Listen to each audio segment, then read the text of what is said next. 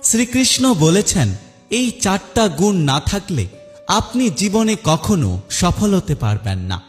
আপনি যতই পরিশ্রম করুন না কেন, আপনার মধ্যে যতই মেধা থাকুক না কেন, এই চারটা গুণ যদি আপনার মধ্যে না থাকে, তাহলে আপনি জীবনে শত চেষ্টা করেও কখনো সফলতার মুখ দেখতে পাবেন না। আজকে আমি আপনাদের বলবো ভগবান শ্রীকৃষ্ণের বলা সেই চারটা গুণের কথা, যা প্রতিটা সফল মানুষের মধ্যে অবশ্যই থাকে। প্রথম গুণ, ধৈর্য এবং সহনশীলতা। জীবনে সমস্যা আসবে, জীবনে কষ্ট আসবে, মানুষ আপনাকে অপমান করবে, কিন্তু সফল মানুষ এগুলো সহ্য করে এগিয়ে যায়। আর অনেক মানুষ আছেন যারা এই ছোট ছোট সমস্যায় ভেঙে পড়েন এবং হাল ছেড়ে দেয়। শ্রীকৃষ্ণ বলেছেন, এটাই হলো আমাদের ব্যর্থতার মূল কারণ। সফল মানুষ কখনো পরিস্থিতির কাছে হার মানেন না, তারা ধৈর্য ধরে, সহ্য করে এবং এগিয়ে যেতে থাকে। তাই আপনিও জীবনে সফল হতে চাইলে এই জিনিসগুলো ফলো করুন। দ্বিতীয় গুণ, নিজেকে বড় না ভাবা। শ্রীকৃষ্ণ বলেন, কখনো নিজের জন্য সম্মান আদায় করতে যেও না, আর কখনো নিজেকে নিয়ে অহংকার করো না।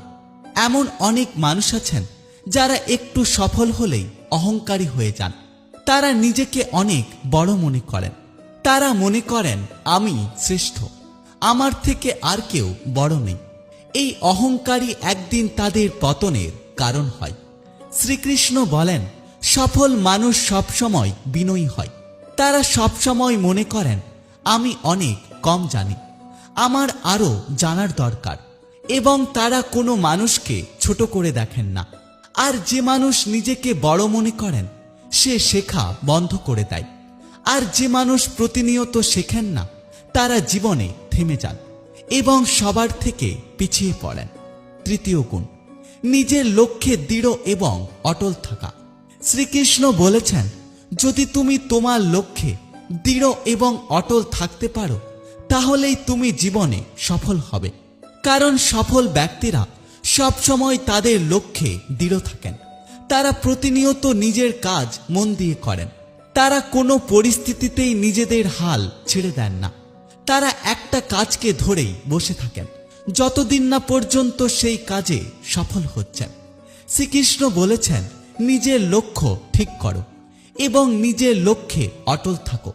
জীবনে বাধা আসবে, জীবনে প্রলোভন আসবে, কিন্তু তুমি তোমার পথ থেকে সরে এসো না। চতুর্থ গুণ,